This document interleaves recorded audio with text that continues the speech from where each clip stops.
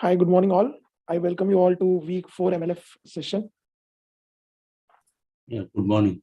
Yeah, so you can ask doubt, Manaswita. Yeah, good morning, sir. Yeah, good morning. Sir, I have a doubt in week 4 practice assignment, question number 14. Question number 14. So shall we start with practice questions directly? So that also we can do. I mean, because this is an activity practice session. So let's first go to practice questions. Let's discuss all. Will that be okay? Hello, sir. Yeah, hi. Sir, can we discuss about few concepts before, because there are few gray areas in understanding this week's lecture. Yeah, so see, we can discuss things one by one, whatever is suitable. So Sir, this time we are having. I can do anyways you want. Actually, sir, this time we are having a bit of difficulty in understanding whatever it is given in the lecture. Somehow it is not that I mean easily made to. Your voice is breaking.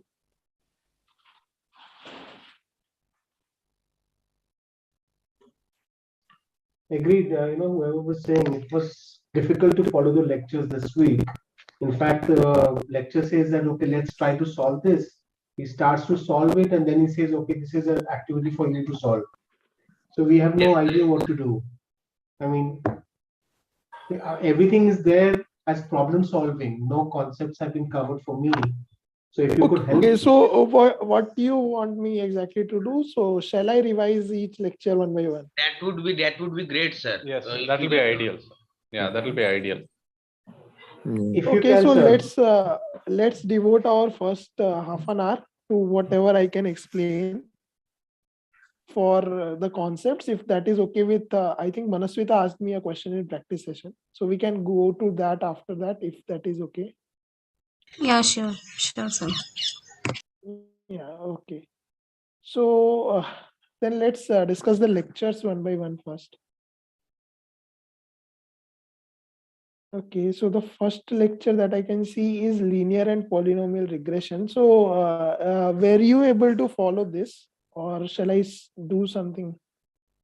Okay, so let me give a brief about this. So my screen is visible, right? The white pages. Yes, sir. Yes, sir. Yes, sir. Yeah. So let's move to the lecture 1, which is regarding linear and polynomial regression. Okay. So see, first thing that you have to keep in mind is this is nothing but a linear model building. Okay, so we have some data, we build a model for those data for prediction, for some kind of prediction. That is what we do in this regression. So what are the parts of data? First thing is features. Okay, so I can basically say features and labels, these together form data. Okay, now what are features? Features are different kind of attributes. I mean, for instance, if you want to predict weather for tomorrow, so this weather spelling is wrong, is it? Yeah. So weather. So what different data you need? You need temperature, you need humidity, and other factors. So these are called features. Okay. So these are called features. And what you are predicting, you are going to predict hot or cold. So this will be called label. Okay, label or output. So see, these different features when combined together is called a feature vector for a given training example. Okay, So for building any model, what we require? We require training example. And training example consists of features combined together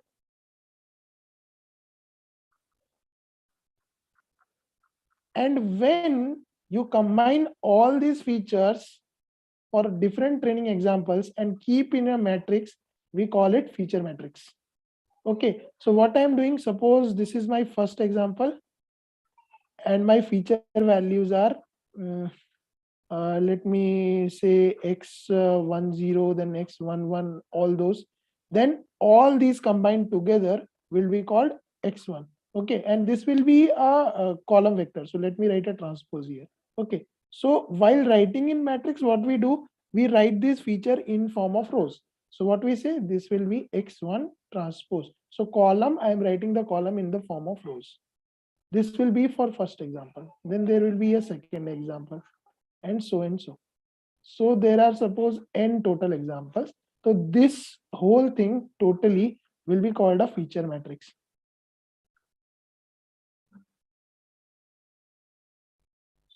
Okay, up to this is clear. Any doubt?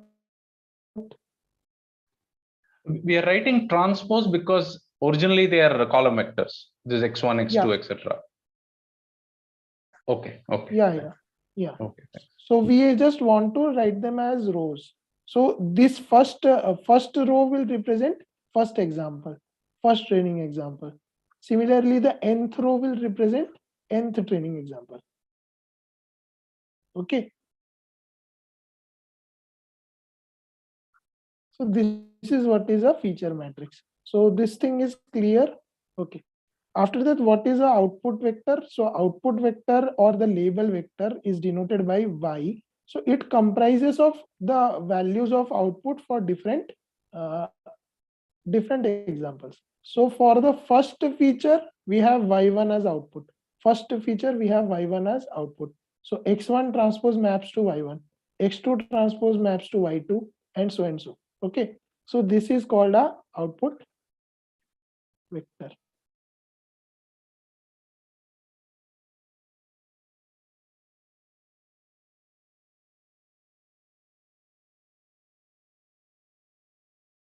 Okay. So this is the output vector. Next, what we want, see, when we want to fit a model, suppose I want to fit a line. So the equation of a line is y equal to, let me call some theta naught plus theta 1 x. So suppose we have one feature and we want to model it, we require two parameters. Okay, theta naught and theta 1. So these parameters are called either parameters or they are also called weights. Okay, so these are called parameters or weight, and for a simple line case we call theta naught as intercept and theta 1 as slope. So there can be multiple such weights which form a model. Okay, so we denote all these parameters together as theta naught so and so up to theta, and suppose we have m features. Okay, so in a given x1, suppose we have m features.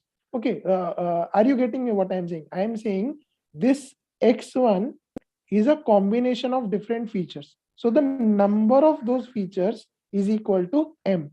Then we require m plus 1 weights. Got it? So for representing one feature, we required two weights. So it was 1 plus 1.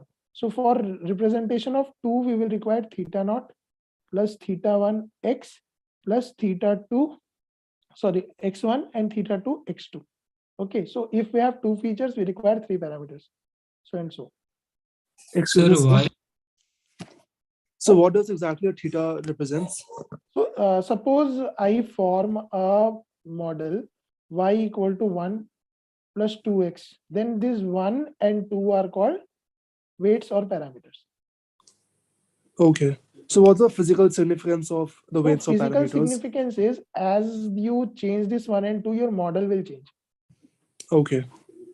Okay, so suppose my model was y equal to 1 plus 2x. So this was one model. Okay, Now suppose by doing some process, you are getting 1.2 plus 2.1x. So as your 1.2 and 2.1 has changed, your model has changed. So basically, while forming a model, you are finding these parameters. So basically, forming a model is nothing but finding parameters.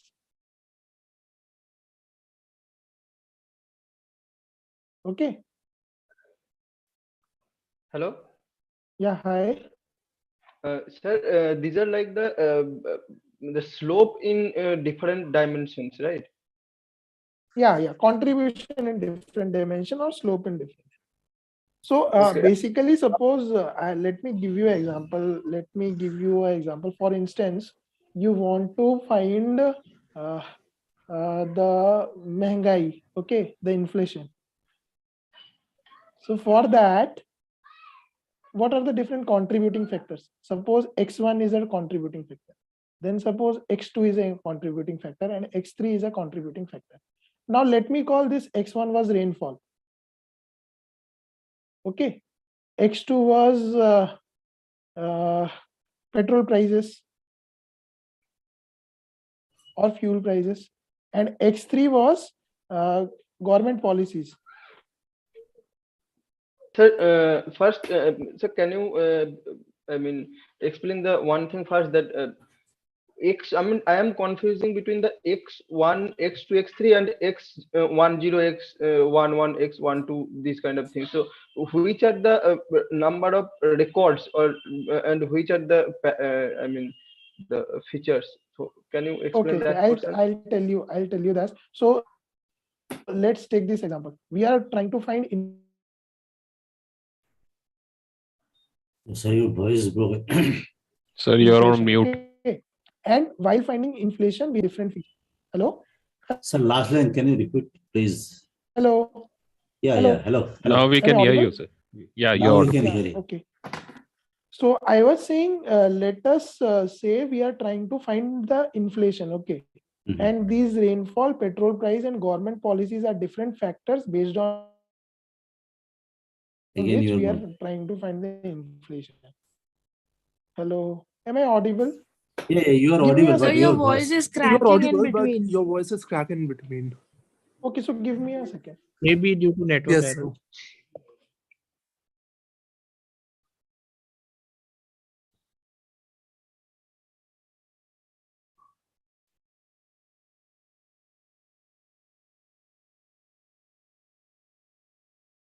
Is it better now? yeah. Voice is Yes, sir. better, but sometimes it's broken. Your Okay, voice. so it may be due to the network error. Yeah. Okay, so see, these different x1, x2, and x3 together is responsible for inflation that we are assuming. Okay, now see, what is the difference between your record and individual features that you asked, right? One of you. So see, Yes, sir. Yes, sir. yeah.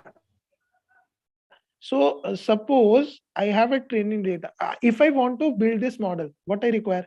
I require training data, right? So for instance, I take country one. Suppose I take India. Okay. And for India, the rainfall was 15 centimeter and the petrol price was 75 rupees. So it is now 95 rupees. And government policies, let me give some value, some 7. Out of 10, we are taking 7. Okay. Bad So for increases. Pakistan, suppose we have, yeah. Bad increases, sir. Yeah. Government policy. Okay. So for Pakistan, let us say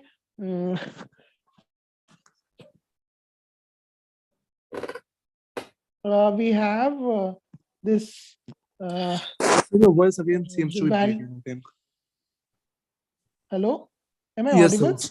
Yes, you're audible Yeah, right so now, for but Pakistan, let's suppose we have 12 as rainfall, then this petrol price suppose 78 and government policies is 2. Okay, for Sri Lanka, suppose it is some value 17, then the petrol prices are suppose 64 and the government policies are suppose 1. So all these, see, Yeah, but these are the here, values of individual features. yeah, here we understood that rainfall and other things, but government policies, how it is prioritized.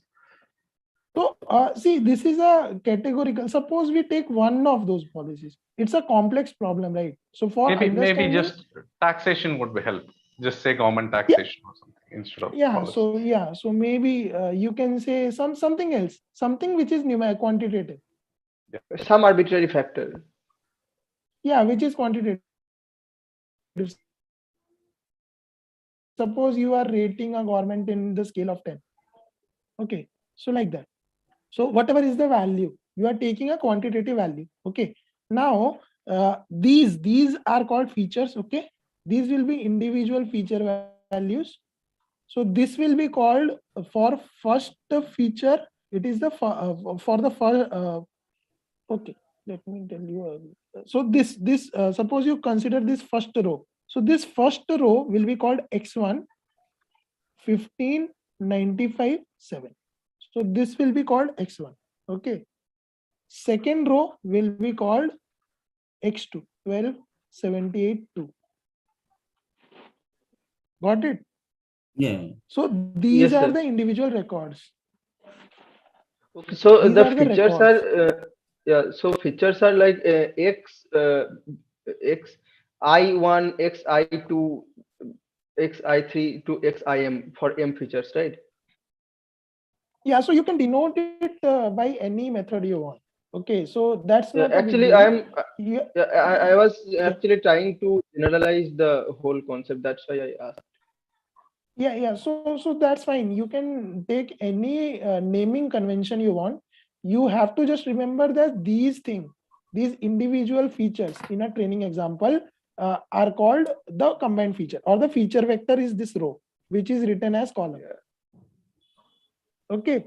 So naming convention can be any xij. Okay.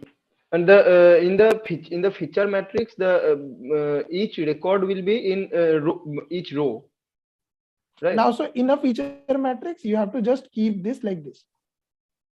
Okay. Okay. Each No row is a. voice. Okay, here we are considering x1 is a rainfall, right? But I have taken an example, India, Pakistan, and Sri Lanka. But whenever I am writing the x1 is 15, 95, and 7, I'm taking the data horizontally, but the column name is using for these things. It should That is not be the vertical. that is the transpose, na? We are taking transpose. Oh, okay. So sir, each row will be a instance of my data, right? Yeah, each row will be instance of training data. Okay, if I do transpose, that's okay. Okay, so this concept is Yes, sir. clear, right? Okay. These rows are, and when we keep these transport feature vectors, we call it as a feature matrix.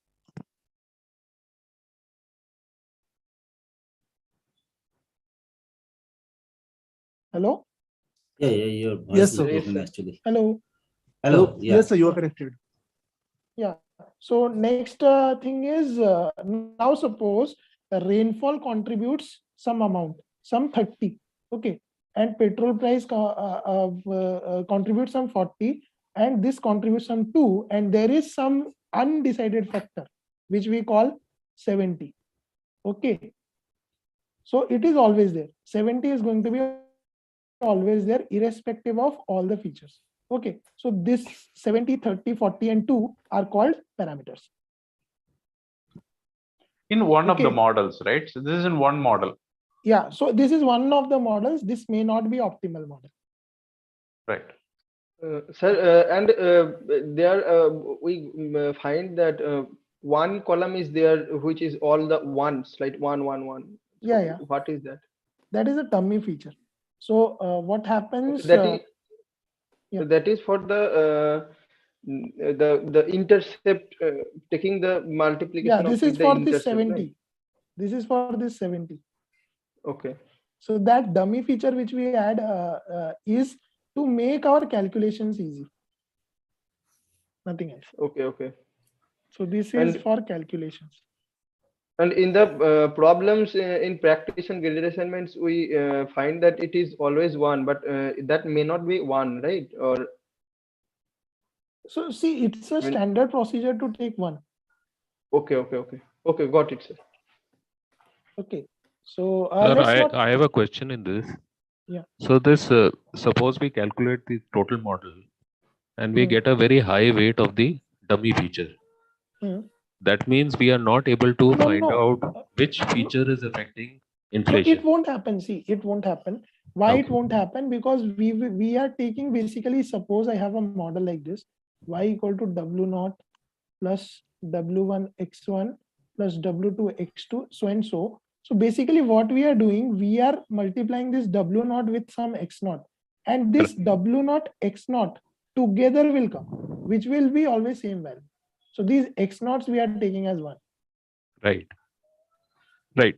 So I'm just saying, like in this model which you have given above, suppose 70 is the this is the model. This is the weight. 70 is theta 0, 30 is theta 1, 40 is theta 2, and 2 is theta 3. Right. Mhm. Now I'm in this model. I'm not able to figure out which feature is causing this inflation on account of 70. So 70 is basically some unknown.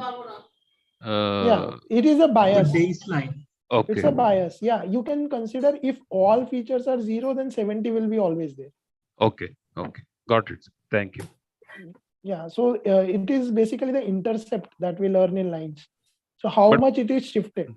But practically, we'll not be able to interpret what is causing the inflation. Yeah, so this Which, is a undetermined factor, you can say. Okay. Practically, it's the baseline. Yeah, you can say baseline or those factors which we cannot count comes as intercept. Sir, the first case, x1 parameter rainfall, weight is 30 means 30 is a measure of rainfall, is it? So see, whenever there is 1 unit change in rainfall, the inflation will change by 30 units. Oh, that is a parameter of inflation, not of rainfall. So basically see, suppose you had a inflation of let us say some arbitrary value 900, okay, and for that your rainfall was 20, okay. Now suppose your rainfall increased to 21, okay, this rainfall increased to 21. Now 21 times 30, keeping all other factors, will be added to inflation, keeping all other factors constant. Okay. It's a proportion of inflation, like how the inflation is split among different features is what this weightage mentions. Yeah, so in this when case, the weights are large, theta 2 it has will, higher weightage for the Yeah. inflation to change. yeah, so whichever factor has higher weight, it is contributing more. Okay, sir. Thank you. Yeah. Okay. So sorry guys, I cannot see the messages. So if you can speak, that will be better. If you have any doubt, you may speak up. Sir, I have one doubt. This lecture started with the motivation of solving of ordinary differential equations. I don't know how to solve them. So if you can just briefly, because Yeah, so we will try to conceptualize things. Okay, may not be that way, but in some other way. Okay. Okay. Okay, so this you got right. What is a feature matrix? What are weight? What are parameters? All those Yeah, things. this is clear, sir. Yeah. So see what sir has done And there. so the last thing to just confirm that we have, so in any model, in machine learning model, we have to find the weights, right? Yeah. Okay. Yes. Okay. Got it, sir. Yeah. So see what sir has done. I have notes in front of me. So sir has just directly told all those things, right? Yes, sir. Fine. So next thing is suppose I want to find predictions. Now see what this model is basically. This model is nothing but a kind of prediction. Okay. So basically when we are forming a model, we are not getting actual points. You agree with it or not? Because we already know it's an approximation of the real life. A model cannot be perfect. Okay. Yes. So these are the predictions that we are getting. So theta naught plus theta 1 x1 so and so. Okay, theta n xn. So this is what is happening. Now, next thing is, suppose the actual values are y. Then what is the error? Error between the actual and predicted values will be y minus y hat, or the other way around, whatever. So for to remove this issue of sign, what we take errors as e square, not e. Okay, the difference between actual and predicted, we take it as e square. So even if you take the difference other way around, when you square it, the answer will be always positive. Okay, so how to get these predictions in matrix form? So matrix form, yeah. Sir, above y cap equal to theta naught plus theta 1 x1. In here the x1 is the factor. If we take example of the above, x1 is the rainfall, right? Mhm. Okay, and xn is okay. Theta 1 is the factor. Okay. Sir. Just want to confirm. Yeah. Sir, here x1 is the rainfall or x1 is the whole row? Should be whole row, sir. All the features. Yeah. See, this is okay. So it should be like x1 represents India, all the three features of India. No. Wait. Give me a second. Yes, sir. It is like this: y1 equal to theta naught plus theta 1 rainfall plus theta 2 whatever was there, what was petrol price, and plus theta 3. Theta would not theta 1, theta 2, and theta 3 taxation. Okay, this was the model, right? Then you have to put transpose there. No? Yeah, wait. So similarly, for second example, we can write theta naught plus theta 1 rainfall of second plus theta 2 petrol price of second, and so and so. Okay. Okay, sir. Okay. Got it. So these are basically for individual sets. When we are combining together, we are getting a model. Okay. So next thing, suppose I want to write this error. Sir, can you please repeat the error part once? Okay. So error is nothing but the predicted values minus actual values. Okay. And how do we get predicted values? We get it from model. And actual values we have already in training set. So in this actual value, as many as theta I can consider, then it will be more perfect to calculate the, I mean, it will be the ideal case. See, as the number of theta increases, sometimes it's good, sometimes it's bad. Sometimes what you do for the given training set, you are going to build a very good model. But for an unseen data, it is going to create problem. This also happens. Yeah, but undetermined data, I mean, as many as theta will be determined, then undetermined factor will be less, right? Okay, let me give you an example. This is the concept of overfitting and underfitting that you will come across. So suppose I have a training data like this. Okay. Now suppose you go on increasing your theta. Okay. What will happen? This data will, now the model will be something like this. It will try to cover every point. Okay. And now suppose a point comes which is here. Now this model doesn't know how to predict this point. Okay, so the theta value will be dependent on, yeah, okay, I got it. So there are some optimal values. So for some optimal value, the model will behave good. No model is perfect. Yes. It depends on the theta's value. Yeah. It depends on number of thetas, the degree of theta, and so on. Yeah, yes.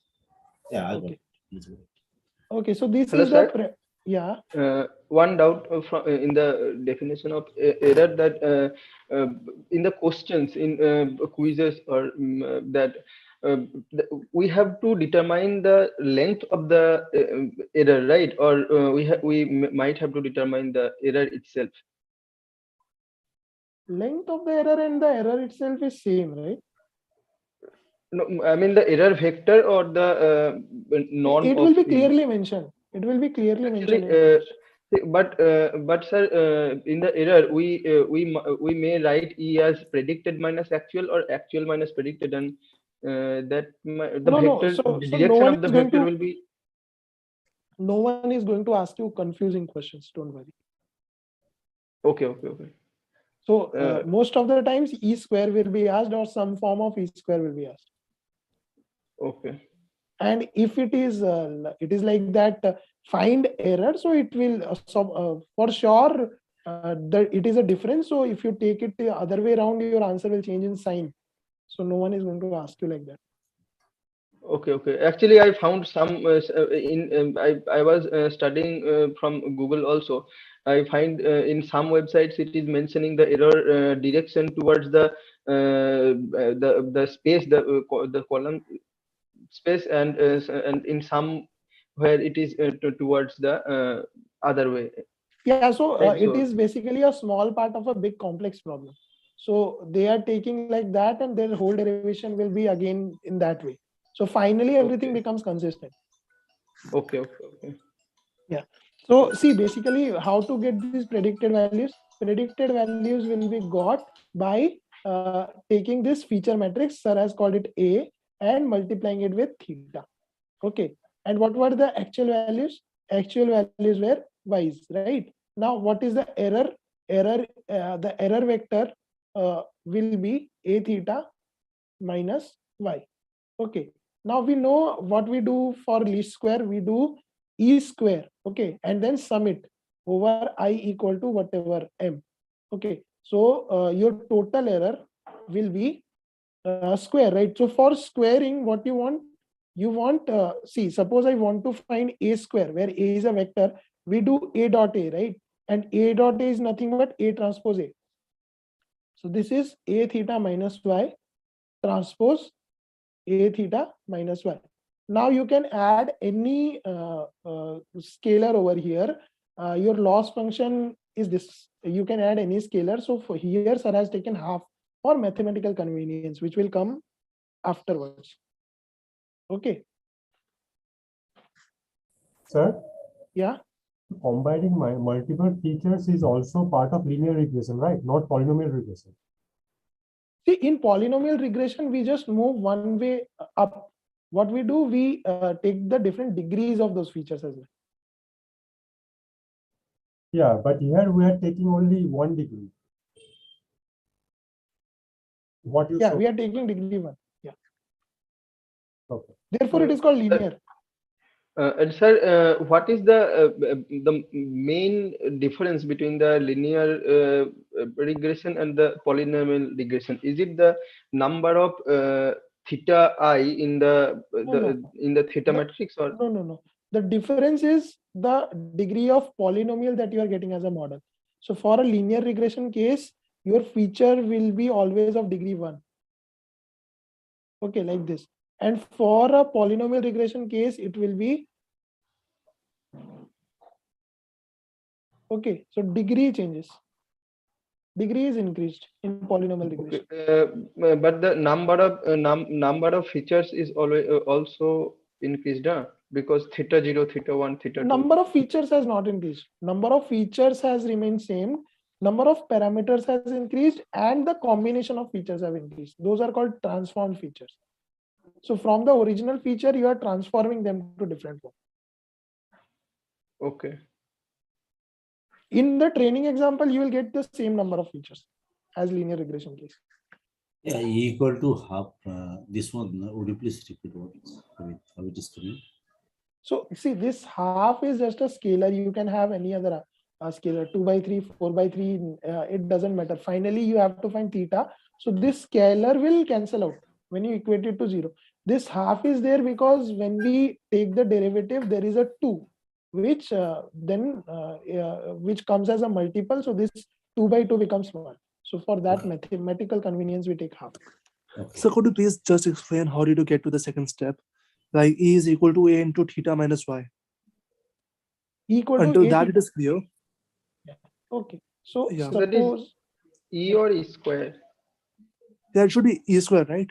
This is E square. Yeah, yes, so now it's fine. Yeah, now it's fine.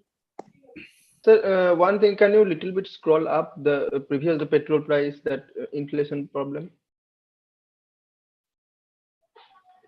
Yes. Sir, here we have theta 0, theta 1 up to theta n, right? So in this theta, is it linear regression, or the y hat, is it linear regression or polynomial regression? It's a linear regression. So model is actually very dynamic with the parameters, I mean value. No, so it's a linear regression problem only. See, the linear and polynomial part is dependent on degree. Yeah, That you should keep in mind. Yeah, that we do understand. Yeah. There is no problem. So if the degree is 1, it's a linear regression problem. Yeah. Okay. So next thing is now so what we want to find thetas. So basically, when we find a model, we want to find thetas, right? So for that, what we want the loss should be minimum. So find theta such that e square is minimum. So how to find minimum of a function? We equate for a given f. If we take df by dx equal to 0, we get minima, right? And then we can get x. So here also we are doing the same thing, but since it's a matrix, we take gradient del instead of your normal derivative, and you have to equate it to 0. So when you perform that,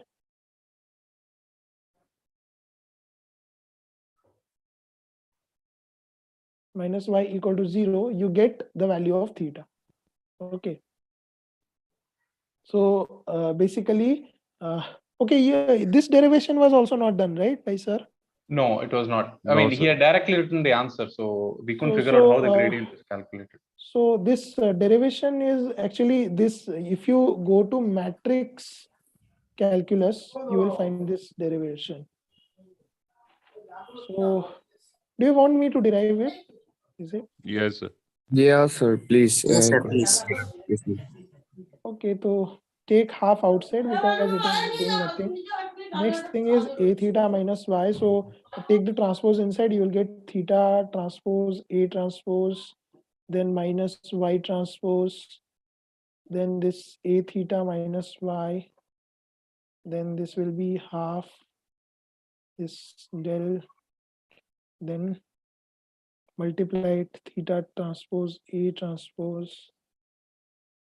theta minus theta transpose a transpose y, and then in what is there? Yeah, y transpose a theta plus y transpose y. This is the multiplication that you are getting, right? And you have to take del of it. So when you take del of theta transpose a theta, you get 2a transpose a theta. Okay, so this is from matrix calculus. So you can understand this by like this. Suppose you have 5x square, okay, and you are differentiating it with respect to x. What happens? 5 into 2, x remains, right? So here, if you see, you can understand like this. So this is theta transpose and theta. So they are like degree 2, theta square. So you will be getting 1 theta, and rest remains same. So you will get 2, then a transpose a remains same, and theta. Okay, and when you take del of okay, these two terms, the middle two terms, if you see theta transpose a transpose y and y transpose a theta, can you people help me find dimension of this theta transpose a transpose y and y transpose a theta?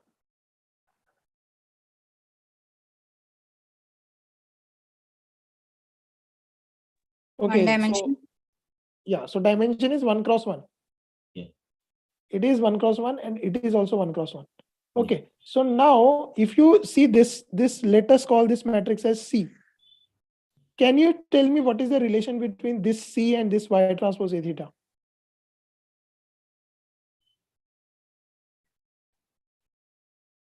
See, this is C transpose. Will be same. C No, it transpose. is C transpose. Transpose. C and this is C transpose. Now suppose I have a matrix 2. And if you transpose it, what you will get? 2 only. 2 only, right? So for a 1 cross 1 matrix, the transpose is same as the matrix, same matrix. Okay. So basically these two are same. So therefore we can directly write it as minus 2 a transpose y theta. Okay, let me write it here. you have to do this minus 2 A transpose y theta. Okay, so if you take its derivative, you will get A transpose y theta. Sorry, not theta, 2. Okay, so this much you got. Next, combine these two terms. And for this y transpose y, since y is not dependent on theta, you will get 0 when you differentiate it. Okay, so what you are getting, basically you are getting 2 A transpose A theta minus 2 A transpose y, and there was a half outside, if you remember this half, equal to 0. Or you are getting A transpose A theta minus A transpose y equal to 0. From this, you'll get theta as A transpose A inverse A transpose y. So this is how you get theta. So could you please explain this first gradient again? 2A transpose theta. Yeah. Yeah, so the first Not clear. thing for this, you need to have matrix multiplication, matrix calculus. Okay. Can we so, do it by the product rule, taking one, No, so it is more complex than that. Okay. Yeah. So therefore, I said you just consider it to be like theta transpose, and theta is there. You can consider it as theta square. Then there is some k with it. So what will happen if you take derivative? It will become 2k theta. Okay. Yeah, So just remember like that. We are derivative, right? So is the expectation in the course is that we also understand matrix calculus, because we've never learned it either in foundation or anything else. Yeah, so see, this much of matrix calculus is only required. So I won't suggest you to get dive into it. Okay, sir. Thanks. Okay. So this is what sir has done in lecture 1, and we are overshooting time like anything. Sir, So I have one doubt. How did you come with to the conclusion that this is a 1x1 matrix, the theta transpose A transpose Y? Yeah, I mean, see. Yeah, okay, wait. Suppose we have feature matrix, okay, which is suppose we have m features, okay, and n examples. Okay, so what we do, and is for m feature, how many parameters you will require? M plus 1. Correct? Yes, so sir.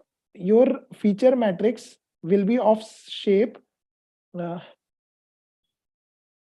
n examples cross m plus 1.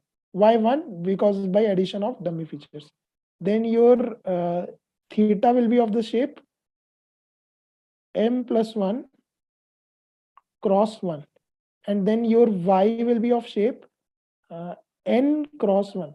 Now, if you go ahead and do this theta transpose A transpose Y. So theta transpose will be having 1 cross m plus 1, okay, dimension.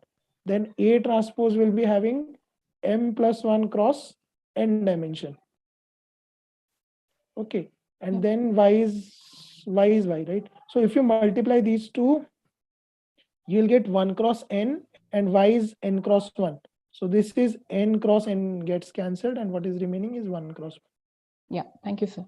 Similarly for the Sorry second. for holding you up, sir. Thank you. No, it's okay. So this gradient is with respect to theta, right? Yeah, with respect to theta. Yeah, okay. So I think if we go on understanding lectures, we won't be finishing activity and practice questions. Sir, that is the problem, sir. That is one request I am going to make to you. That is, please for this week, give us 2 or more these sessions, so that we can do whatever you did. It was very helpful. Whatever you did. Also, the content that is in the videos is not really very clear in terms of understanding. Yeah, so actually, I am also facing this problem. I look for some YouTube videos also, but it's again that they are teaching about some ML algorithms and all that, but exactly what is designed for the course is not available on YouTube. Yes, sir. Okay, so let me do So one that's the thing. problem. Yeah, so you may put a request. I don't know how to do that. So maybe I don't know the channel through which you will put the request, but Let's touch upon the points. Yeah, you can post on discourse maybe. And it's more like instead of those lengthy videos of like 40, 30 minutes each and 4-5 videos, I think that even in one live session of like 2 hours, we can cover most of the topic that has been taught in that particular week. So see, one thing I can tell you, before the quiz 1, we can have a revision session where we are going to cover week 1, 2, 3, 4, everything. Yes, sir. Yes, sir. Sir, So- I think, sorry, just one suggestion. I think in foundation maths 2 also we had a very similar problem when lectures. So, and the technique that was used there for the support session was actually going through the concepts once. And then if we had questions and activities and the practice, we normally posted it on Discourse, or in very rare occasions, we asked them live. But that kind of really helped us because. So see, if this kind of sessions are useful to you, okay, so you can post it in Discourse directly, referring to the YouTube link maybe, or referring to the live session. You can post that these kind of sessions are useful. So we may then So plan without to have understanding the videos, it is no point of discussing the questions and answers in this session. We all want to have the proper understanding of the videos first, and then we'll go to the question. Even questions we can discuss in So- Discourse also. Yeah, okay. So one thing that we can do for this live session, let's not discuss activity and practice questions then. Sir, Will either that we be can okay? have one more session for activity and practice separately. Like we could have 3 of them probably in a week. So 1 week one day you spend on this explanation, and the second we have for activity and practice, and the third for solve with us. So if that is possible, if that is makes sense to me. That is very. I mean that is not possible for now, I can say. So for coming weeks, we can plan such way if there is a demand. But Sir, actually, what I figured out was that when we see the tutorial questions that are given in the portal, after seeing the tutorial questions, we are able to solve most of the assignment questions. Like the concept is taught over there, but the main concept or the theoretical thing behind it is not very clear in the videos. Yes, sir. Okay, so like solving a question is not a very big deal. Like week 3 questions, I was just able to see the tutorial videos on how to attempt a question. I was able to solve nearly all the questions of the assignment. But if you ask me that what is the concept or how much of maths I understood behind it, I would say it's like 50-60% or so. Exactly. Like this part solving is still questions is not really understandable, hard, sir. but it's the concept that is really hard. It will get more tough with eigenvectors. We need some help from you for understanding eigen. I also agree, sir. okay, so let's cover these concepts one by one, Yes, and if time permits, we'll move to activity or practice, or if Hello, you can do hello, those, that sir. will be nice. Yeah, go ahead.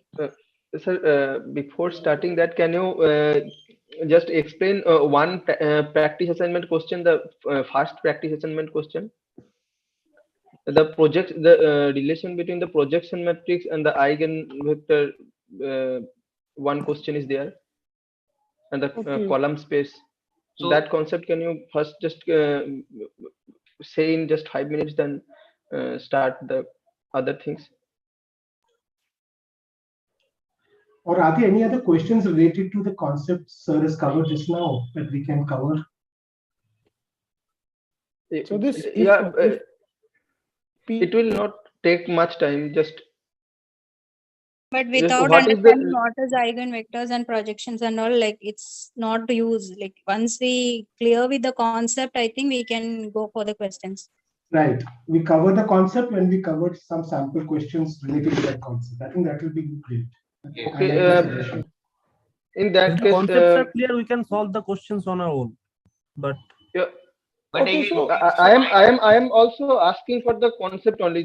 What is the relation between the column space and the projection matrix, the eigenvalue, the concept behind this first question? so let's discuss the concept first, then let's explore this question. That would be more helpful. No. yes. Okay, okay, there no problem. But one okay, request, so sir, that yeah, this let me cover this question because it is open and it's easy. It won't take 1 or 2 minutes. So let me explain it like this only. So suppose that's why I without asked. writing anything. So if P is a projection matrix, then the eigenvalue corresponding to every non-zero vector lying in the column space of P is. Now, if you remember, AX equal to B is solvable only if B belongs to column space Column of matrix. column space, Column right? space. Okay. So if there is a vector which is already on column space, do we need to project it? No, sir. No, right? So if we are not projecting it, then what should be the value of projection matrix? 1. Projection matrix will be It same. should be 1, right? Because we are not projecting it. It is already there. Sir, when Okay, so it can be 0? So it will be 0 when it is on perpendicular plane. Okay. Okay. sir, And it is in that is null the space. Yeah, so column that is space the perpendicular. Yeah. Go ahead. that is the length of the length of the projection, na? See what it is saying. The question itself is saying the non-zero vector is lying in the column space. So the whole length is on column space. There is no projection. Okay. Okay. So let's move to the discussion. So let's can we discuss this practice assignments full once? Sir, just one thing, just tell me that if I want to study this concept, the relation between column space and this, what I should search? I mean, what is the Gilbert topic name? Strang. Can you say that? Gilbert Strang books. Okay, is it there? So Gilbert Strang book, you will get it on web also, and it's a standard book for linear algebra. Someone is given, I think Pranjal has given the link, I mean the details on the chat also. I cannot recommend you that illegal things. Yeah, but from my side, I can say no, sir. So you can refer to open course MIT, this one also, Gilbert Strang videos, if you don't understand. Yeah, so you people can help each other with respect to that for finding the source material. Okay. Okay, so yes, sir. Thank you. So shall we discuss all these practice assignment? At least let's finish one thing, if that's okay. Or if we can discuss a theoretical concept.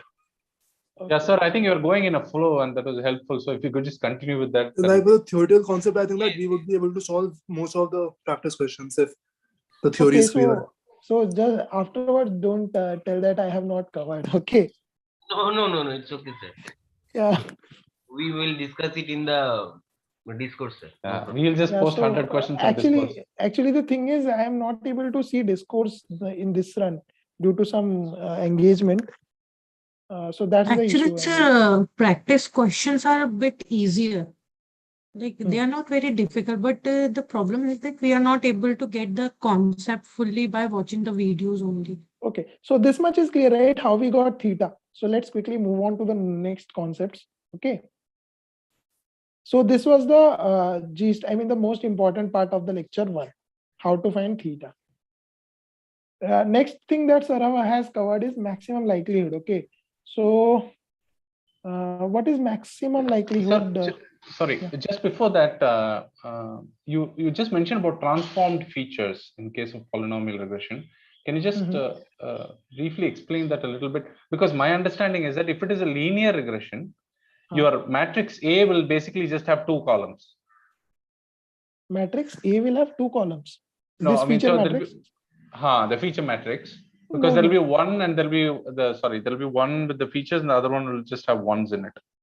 Is it like that? No, or the transformed features work differently? No, it's not like that. I mean, A will have as many columns. So columns basically denotes number of features. So in our example, we had 3 features, right? So there will be 3 columns and then there will be one dummy column. So there will be 4 columns. So basically in a feature matrix, if this is my feature matrix, then suppose it is n cross m. It is n cross m. Then n represents number of training examples. Okay. And M represents, let me call it M plus 1. Okay, M plus 1 with dummy feature. Let me call it with dummy. So M represent number of features and 1 is for dummy feature. Okay, except that they are all linear. So it will be x1, x2, x3. There will be no squares and anything in case of a linear model. Yeah, in case of a linear model, it will be all linear. Okay. Next Whereas thing in a is polynomial, sorry, in a polynomial, what you're saying is you will have x square, x to the x cube, and so on. And how do we transform that into a feature matrix? yeah. So what we do basically, suppose we have want to fit this y equal to suppose some value. Let me call it y1 and x1. Let me call y equal to y2 and x2. So what will happen? We will make a feature matrix like this. We have to take if you represent it using normal, our normal feature matrix, it will be like this: 1 1 x1 x2. Correct? 1 is the dummy feature. Yes. This is the dummy, and these are the now for transformed case. Let me call it T of A. It will be like this. We have to take 1 1, then x1 square, sorry, x1, then x1 square, then x2, then x2 square, and so and so.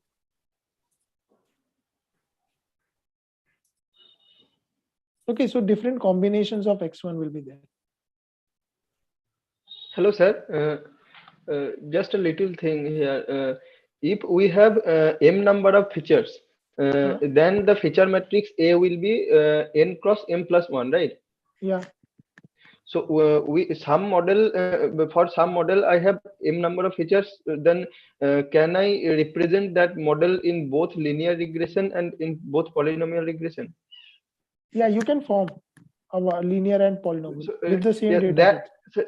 yes, sir. In that case, can you write down the equation? That I'm not getting this concept still. Okay, so it depends. See, again, suppose you want to find a model like this. So this is a polynomial regression. Actually, I am confusing that if we have m number of features, then how then the represent of with that m number of features representation of the equation in both linear and polynomials. Yeah, so number of thetas will change. So yeah, it will become consistent because your number of thetas will change. So suppose you had linear regression with one feature, it would have been m x plus c, correct? Now suppose you want to have more, I mean a polynomial feature, then you will get a plus bx plus cx square. So you can see here you require 2 parameters, but here you will require 3 parameters. Yes, sir. So as the number of parameters has changed, your matrix multiplication still remains consistent. Sir? Yeah. Yes, sir. But that means the number of parameters will define the dimension of the I mean the linear or so linear or polynomial, right? Yeah. So I am that asking the particular thing that if I have m number of features, then I cannot represent that in linear regression, right? You can represent linear here means the degree. Linear here is related to degree, not the number of features. Okay, so that's concept I'm still not getting. I don't know. Okay, sir, you continue just. Sir, I think it will be helpful if you explain this polynomial regression with an example like rainfall and tax, what you did in the linear regression. With an example, if you explain polynomial regression, that would be much helpful. Okay, so maximum likelihood and all those things are clear with you, right? I need not explain it. Let's move to polynomial regression directly. No, sir. Actually, maximum likelihood, we have problem in maximum likelihood also. But as you are discussing polynomial regression, that's why I asked. No problem in that part. I would request sir to just proceed lecture by lecture so that at the end we can have the Yes, question. sir. That Will not join, will not jump. Okay, so see, I will now quickly go through the concepts. Okay, I am not going through the mathematics of it. Will that be okay? Yes. Yes. Yeah. Okay. So see, yeah, what is maximum likelihood? First thing that you should keep in mind. The name itself says maximum likelihood means something is happening and you want to find where it is most likely. Okay. Now suppose I have a set of points like this. Okay. And then there are two lines, this and this. Can you tell me for these particular set of points, let me call this as line A and let me call this line B. What is the maximum what is the maximum likelihood of these points on being, I mean, what is the likelihood of these points on being A and B? On Relative. line B. On line B. So they are more likely to be on B. Okay. Now I have a situation like this. I have many points, and then there are this is one line, this is one line, and this is one line.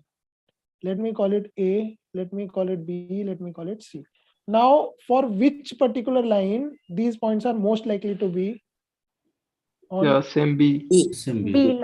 Yeah, B. So see, the line on which these points have maximum likelihood of being is called the line of perfect fit or the fit line. Okay, this is called the fit line. Now this is the concept of maximum likelihood. Maximum likelihood is this: you are going to find among all the lines which line has the maximum likelihood of these points to be on them.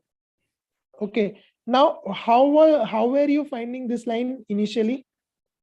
Using least square, right? So here unsupervised. Yes, sir. Yes, so, yes.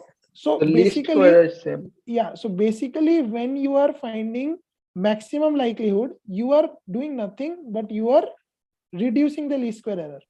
So minimizing least square is similar to increasing the likelihood. That is what is the concept.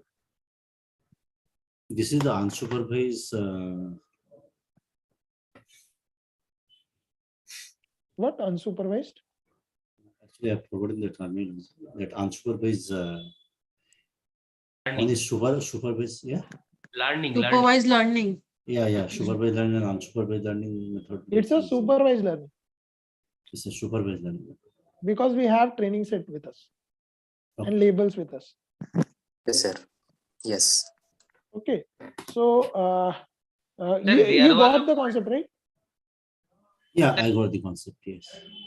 There was a point in the maximum likelihood part where there was an epsilon and sir was saying that this epsilon is Gaussian mean with 0 and variance with 1 by beta.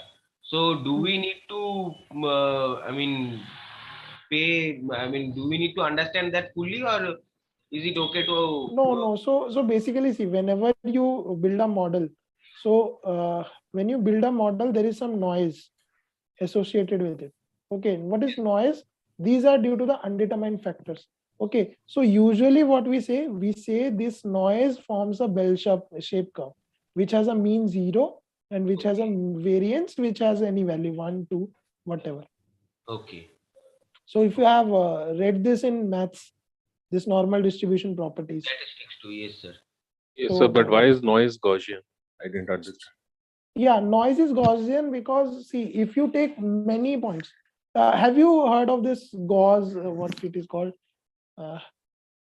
Every process when it is taken for very large central limit theorem. Yeah, central limit. It was in stat 2. So central limit theorem, if you have studied, you will understand that for a very large number of points, everything is normal or Gaussian. Okay. So this noise becomes normal only if we take large number of. Yeah. So in machine learning case, we have millions of points. So there is no, scarcity of that.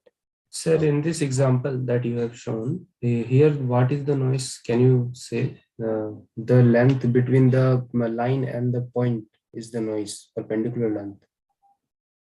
So no, these whole points are noise. Now this whole distribution is noise. The noise mean, I mean the mean of the noise is 0. No, sir. I mean, what is the noise actually? If we in the example you have shown ABC line. See, this whole distribution represent probability of noise. Okay, so noise can be any value here. Okay, any value. But if you take the mean of all those noise, it will be 0. No, sir, that's correct. But in the example, you have taken ABC line, and you have taken the points. Here, what we can say about noise? So here the points we are not. Here we the are points not are deviating, no? Yeah, they are deviating. See, this is error, or yeah, you can say in one way this error is the noise, the error that you are finding, E square.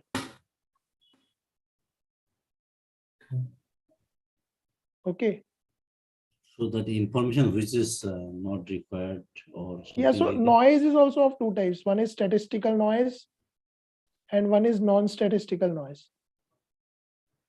So for that, you have to get into more details. I mean, statistical noise we can determine, non-statistical noise we cannot determine. So just one thing, where was this statistical noise and this particular concept covered? So I mean, in this lecture. Yeah, so it won't be covered anywhere. Okay, fine. Yeah, so we have no way of finding non-statistical noise, so it is avoided mostly. Therefore, we say no model is perfect.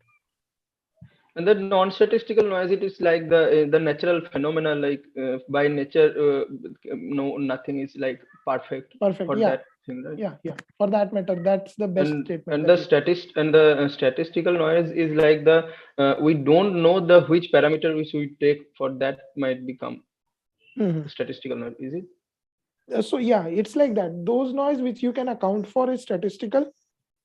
Those which you cannot account for is non-statistical. Yeah. Okay, so maximum likelihood concept is clear. Now polynomial regression, let me take an example. Suppose you have, what should I say example as? Y, which you want, which depends on some X. Okay, so this Y can be, suppose, number of runs Virat Kohli scores. Okay, and this X can be the number of matches he plays.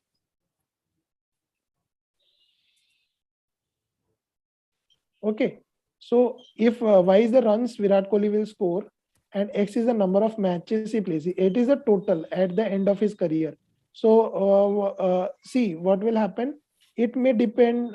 We can form this model as some V equal to Kx, or we can form this model as Y equal to K1 plus K1 K0 plus K1 X plus K2 X square and so and so.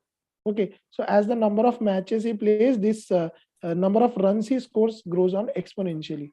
Okay, so to build this model, what we will require?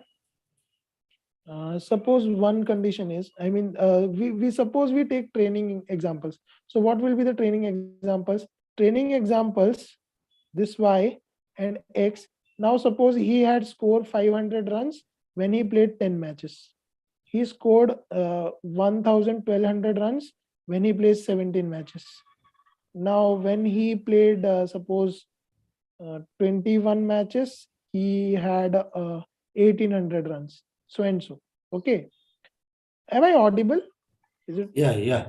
Yes, So sir. Yes. suppose when he played Yes, sir. 29 matches, he had 2,500 runs. Okay, so now to represent this, suppose I want model to be like this: theta naught plus theta 1 x plus theta 2 x square. Now how can we represent this? I mean, suppose this is y1, this is y2, this is y3, and this is y4. Then can I write y1 is equal to theta naught plus theta 1 x1, where x1 will be 10, y1 will be 500, plus theta 2 and x1 square. Similarly, for y4, it will be theta naught plus theta 1 x4 plus theta 2 x4 square.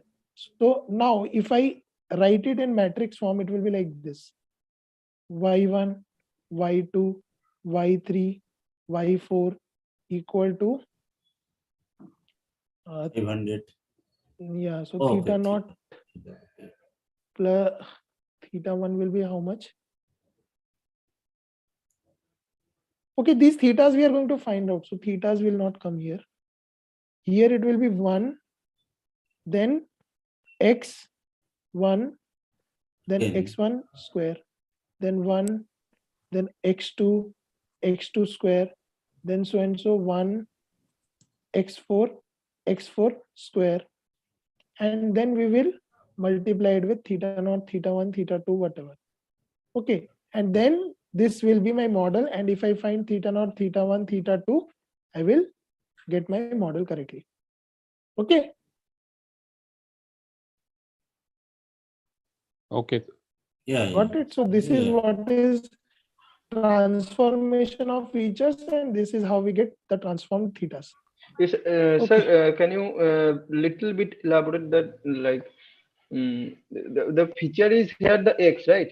Yeah, yeah. Only we have only one feature, that is x. Yeah. Yeah, so we have only now, one feature x, which we are transforming into two, x1 yeah, and x1. so that's how are we transforming that? That is my problem. Yeah. How are we transforming that is based on model. If we want model of degree 2, you will use the squares of the training example. If you want model of degree 3, you will require cubes of those. If you want a model where you want to find x1, x2 multiplication, then according to that, your model will change. Okay, so, sir, okay. we Now, are assuming the model is polynomial, right? Mm-hmm. So basically, you have a model in your mind, then you do all these things. okay, sir. Now it's bit pretty clear. Sir, instead of one value in x, if we had two values, I mean not trans, I mean some other example where we had two values, like x consists of 10, 15, x2, x1 consists, x2 consists of 7. Yeah, suppose the number of good bowlers he is facing. Yes.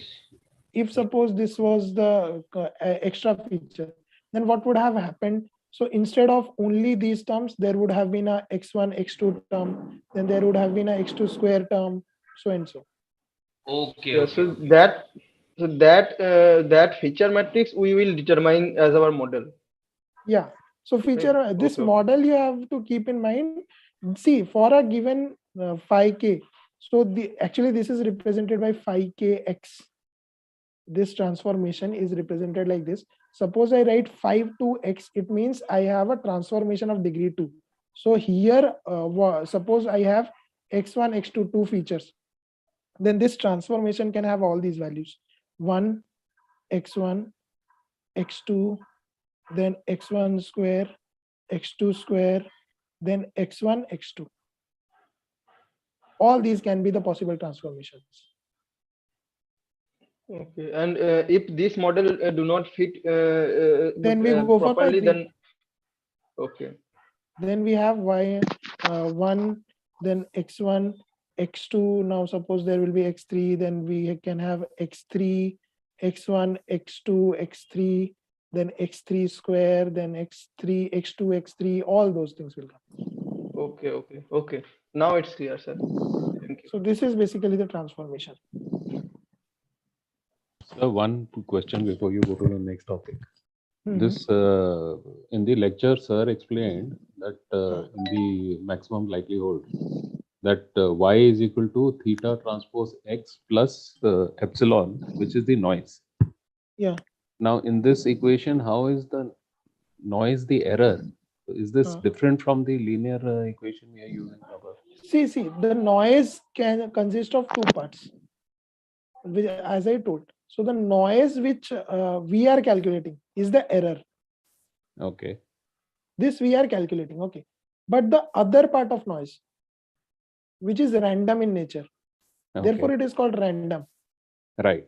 We cannot calculate it. Okay. So in this equation, we are this theta transpose x plus epsilon is the random noise, right? So epsilon consists of our error plus random noise. Yeah, so Okay, it's both. a random noise. Okay. Yeah. Okay, next concept covered is polynomial regression. We have already covered. Next is regularization. Okay.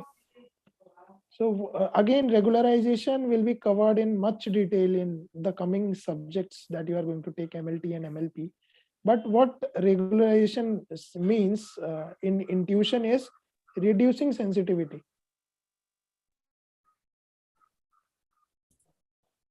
So reducing sensitivity, what is the meaning of it? Suppose I have a line like this, okay? You will answer my questions. And there is a line like this. Suppose this is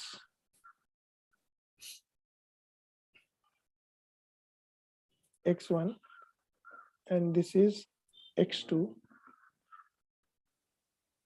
Okay. Now, can you tell me when we move from x1 to x2, for which of the lines A and B, there is more change in y? A. Yes. Yeah. A. For why? Sir, the slope. y2 minus y1 is greater than x2 minus x1. Slope is higher, right? Yeah, slope is higher, sir. So if the slope is higher, so rate of change is higher. Or you can say the parameter value is higher. Okay, the thetas that you are calculating. For this line A, the theta value is higher. So see, basically what happens in regularization, we are trying to compensate for slope. Compensate for slope, not slope, compensate for theta. So suppose I have a model in which I am getting a lot of change. When I move from one x to other x, I'm getting a lot of change in y. So sometimes it is not desirable. So what we basically do, we try to compensate this slope or we try to reduce this slope. So that is what we call regularization. So if we reduce the slope, so for the same change in x, the change in y will be lesser. Got the concept? So this is in the model, is it? The actual data would be like this, right? I mean, so see what happens. Suppose I have a data point like this.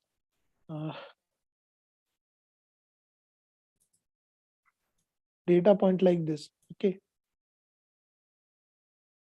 Now suppose I am trying to fit a model which is giving me a shape like this. Okay. So what this model is basically doing, it is trying to cover all the points of the training set. Okay. But is it a good thing? I mean, see, at the last point, what is happening? The line is going like this. But suppose the value for which I want prediction is here, then it is not a good idea, right? So why this is happening? Because this slope is changing in this direction more. So I don't want this. I want to reduce it. So for this, I use regularization such that this model doesn't combine all the points, rather it goes like this. Okay. Sir, does it have to do with overfitting and underfitting? Yeah, it has to do a lot with overfitting and underfitting. So regularization is done to reduce overfitting and increase underfitting. So regularization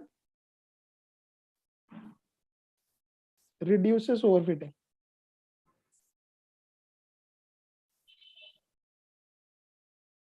And increases underfitting. Sir, can you give a basic idea of how it happens? I didn't get the basic idea of how regularization happens. Okay, so yeah, so for this gradient descent was covered in the first week or not? Yeah. Hello, am I audible? Yes, it was covered. So yeah, it was covered, right? So see what basically gradient descent does. So for instance, if when we were trying to fit the model, least square model, so what we were trying to do, we were trying to reduce this loss, right? So this loss value had A theta minus Y transpose A theta minus Y. And we were trying to reduce it. So if you see this particular loss function, what is happening? A is a constant because it comes from training example. Y is a constant because it comes from training example. So this theta is something which is variable. So when we change theta, the loss function changes, the loss value changes. Now, suppose, see, this loss value have some particular values for particular thetas. Now, if I add a term in this loss value, this original, let me call it L nu theta, L nu theta, suppose it is having value L theta, and now I add a term which is a function of theta. So what will happen? My derivative will change, right? Dou L by dou theta will change or not? Yes, sir. So since my derivative is going to change, my values of parameter theta will also change accordingly. So we are adding an additional term so that we can play with the derivative. Okay, thank you, sir. Understood. Yeah. So in this regularization, the equation given by sir in the lecture was theta is equal to A transpose A plus lambda I inverse to A transpose Y. And in that, A transpose Y. yeah, and in that he said that if A transpose A plus lambda I is invertible, even if A is not full rank, that is given as a homework, but I couldn't solve it. How? Yeah, so see what happens, suppose A is not full rank. And so see, this A transpose A will be a square matrix, right? Right. And it will, see, why it will not be invertible? Why a matrix is not invertible? When this happens? The determinant is 0. Yeah, so determinant is 0 means what? The number of columns, sorry, the columns or rows are dependent. Yeah. That is why a particular matrix is non-invertible, correct? Now suppose I add lambda to each column. Suppose I had 1, 2, 3 and 2, 4, 6 and 3, 6, 9. Now you can see all these 3 columns are dependent. Yes. Correct. Now suppose I add lambda I mean 2, and let me call 101. How it is written, identity matrix 1 0 0 0 1 0 and 0 0 1. Correct. Yes, sir. Now Right, what will happen if I do this? What will happen? It will become 3 2 3, then 2 6 6 and 3 6 11. Is it? Its rank will become that of the identity matrix, right? What? Like the identity matrix, whatever the rank of the identity matrix is, it will like take its rank. Yeah. So see what is happening. Basically, now these columns are not dependent. They have become independent. Right, sir. Thank you. Yes, sir. Yes, Right. yes. Thank you. Correct. Right, sir. So these are very simple concepts. Therefore, sir is giving homework. Okay, so this is also done. So next thing is eigenvalue and eigenvectors. So I think I would not be able to go to this ordinary differential equation part, but let me give you. So you can see my tutorial also for this concept, eigenvalue and eigenvector. Yes, sir. This concept is actually, sir, clear, sir. By seeing your tutorial videos. The tutorial is clear, sir, Then but clear. this ordinary differential equations, how I'm not clear on how we So, got explanation. if you would explain about the diagonalization concept. Okay, diagonalization concept. Yes, so and how to predict the Fibonacci series. See, for Fibonacci sequence is a application of the concept. So you go through the video and learn it yourself. I mean, it has not much weighted in terms of concepts, that I would say.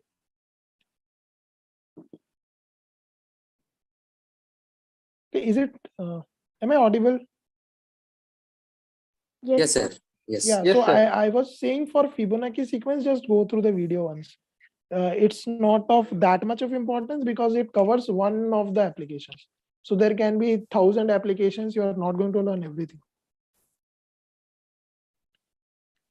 Yeah. So hello, sir. Yeah. In the Fibonacci application, that when we can find out the Fibonacci number, the nth Fibonacci number by a simple program, very accurate. So why we need the approximate value using linear algebra? Yeah. So this is like for a given even program, you want to reduce complexity, right? Yes, So sir.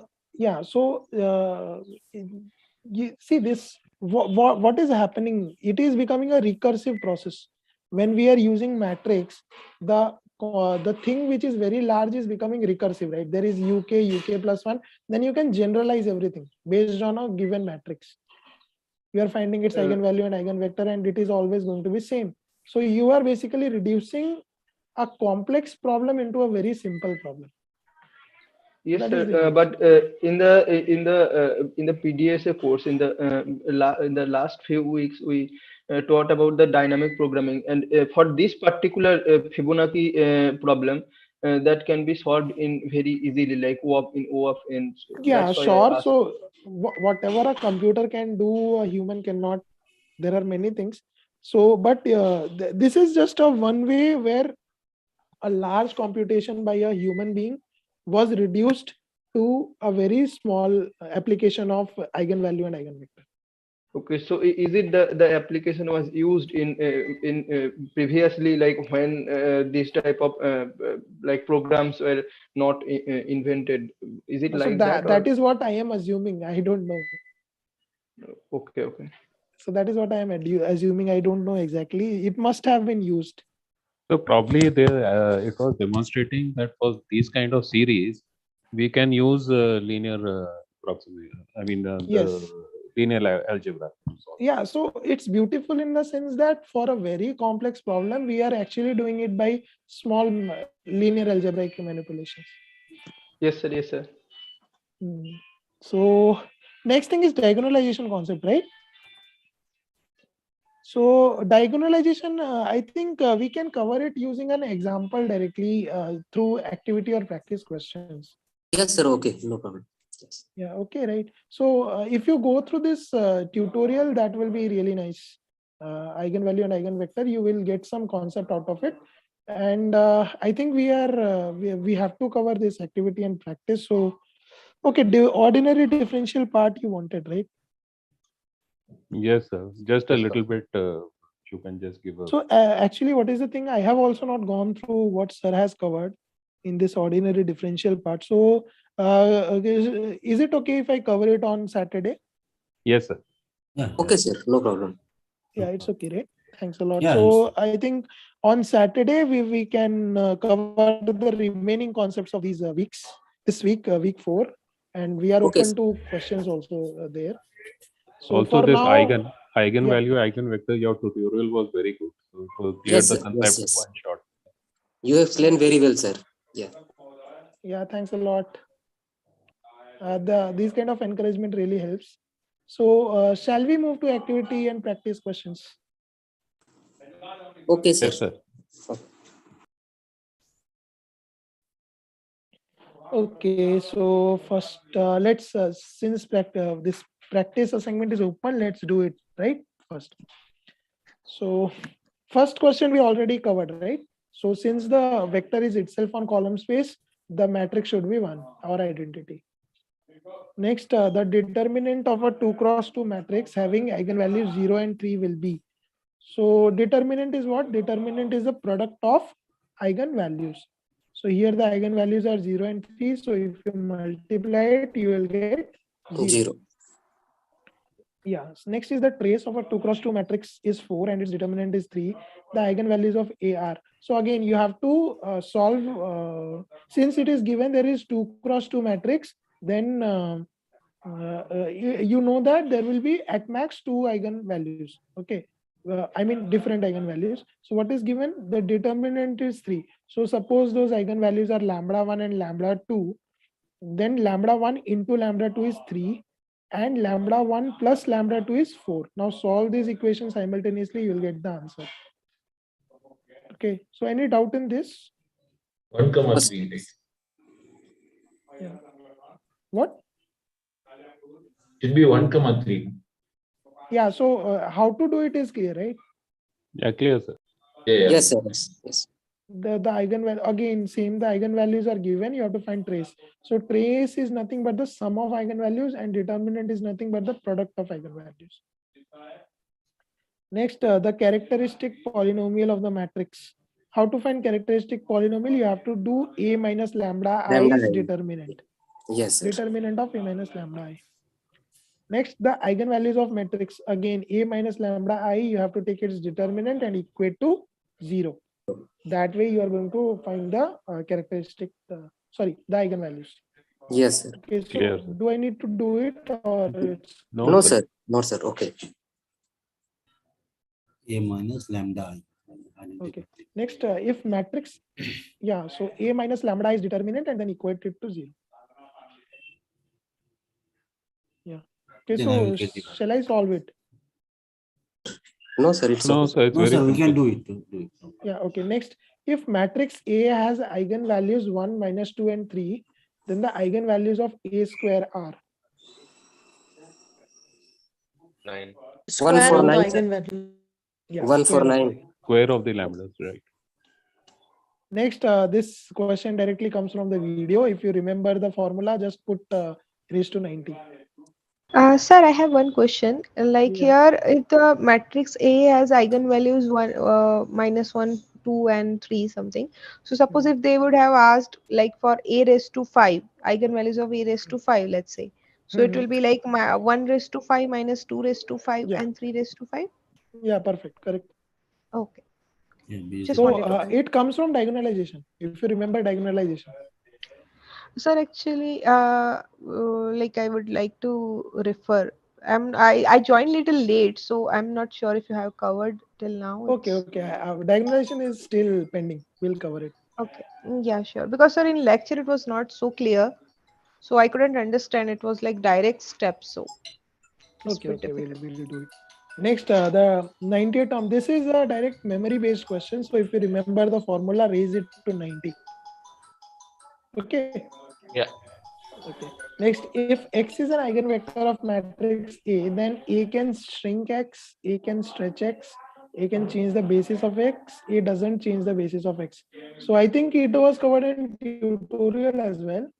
Yes, sir. So I think what X can do, X is an eigenvector of a matrix A. So we know AX equal to lambda X, right? So A can multiply X with lambda. So lambda can be less than 1 or greater than 1, both, right? So Yes, if sir. lambda is greater than 1, then A will stretch X. So this is true. Then if A is less than 1, it will shrink X. So this is also true.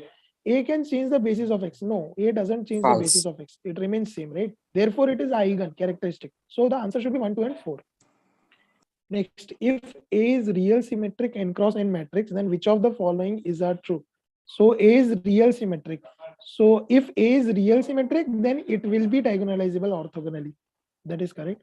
Then eigenvalues of A are real. Yeah, that is also correct. Eigenvectors corresponding to different eigenvalues are independent. This is also correct. So it should be all of these. Okay. The next is the eigenvalues of matrix. Again, A minus lambda I determinant equal to 0. From that, you will get eigenvalues. Okay. Which of the following are eigenvectors of matrix A? So for this, what you are doing, all of you? I calculate. Mean Sir, we plus first minus. found the lambda values. So directly found eigenvectors, right? or what you need. So let's diagonalize this matrix. Okay. Shall we do that? Yes. Yes, sir. Yeah. So 1, 2, 3, 2. Yes, please. Yes. Can't see your screen. Yeah. Yes. So matrix is what? 1, 2, 3, 2. 1, 2, 3, 2. Yes. 1, 2, 3, 2. So first let's find for diagonalization the first step. You have to find this lambdas. Okay. So how to find lambda? A minus lambda I determinant equal to 0. So 1, 3, 2, 2. Then minus lambda 1, 0, 0, 1. So you will get 1 minus 1 is 0. 2 minus 0 is 2. Then 3. 1 minus then lambda, 1. right? Minus lambda. Oh, sorry. 1 minus lambda. And then 2. Then 2 minus lambda. Correct? Yeah. Yeah. So now take its determinant. So you will get 1 minus lambda, 2 minus lambda, minus 6. minus 6 equal to 0. 0. So solve it, you'll get 2 minus lambda minus 2 lambda plus lambda square minus 6 equal to 0. Or lambda square minus 3 lambda minus 4 equal to 0. Or you'll get lambda square minus 4 lambda plus lambda minus 4 equal to 0. Or if you take lambda, it will be lambda minus 4 plus lambda minus 4 equal to 0. Or you can write it So as lambda equal to plus 4 and equal to minus 1. Yeah. So lambda is equal to 4 and minus Minus 1. These are the two eigenvalues. Now how to find eigenvectors? The second step is to find eigenvectors. So for eigenvectors, first let's take lambda equal to minus 1. Okay, so basically you use this ax equal to lambda x or a minus lambda I x equal to 0 for finding the this x. So x, let's say x equal to x1, x2. Then a was how much? A was 1, 2, 3, 2. So the number of x's that we take will be based on the dimension of Order. A, right? Order of A. Yeah. So this a minus lambda is minus 1 here, right? So minus 1 what 1 0 0 1 and this whole thing multiplied by x1 x2 should be equal to 0. So it is like 1 minus minus is plus, so 1 plus 1, then 2, then 3, then 2 plus 1. 3. So it is 2 2 3 3. X1 x2 equal to 0 0. So from this what we can find, we can see this 2 x1 plus 2x2 equal to 0, or we are getting x1 equal to minus x2. So your one eigenvector will be 1 minus 1. Okay, this is your one eigenvector. Sir, can this eigenvector could be minus 1 1 also, right? I mean, yeah, or it can be minus 1. So it could be multiple by, yeah, so basis will remain same. Basically it will be like this, x1 minus 1 equal to x2 by 1. So it can be minus 1 1 as well. So you can write it like this. Both are correct. Next,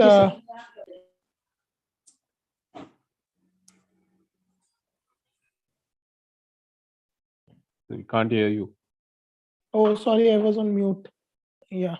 Okay. So next, for second, for lambda equal to what? That will solve, sir. 4. So what is the value? 2, 3. 2, 3. Is it? Okay. So we will get 2, 3. Correct. So one eigenvector is 1 minus 1 1. Other eigenvector is 2 3. Okay. Then how to diagonalize? So diagonalization basically means you are doing this. S inverse AS equal to this capital lambda. So this capital lambda will consist of eigenvalues. Sir, And your this screen is not visible. Be able to see. It No, is sir, visible. I can see. it's visible. It's visible only, sir. Yeah, It's so visible, sir. I was thinking, where is it has gone?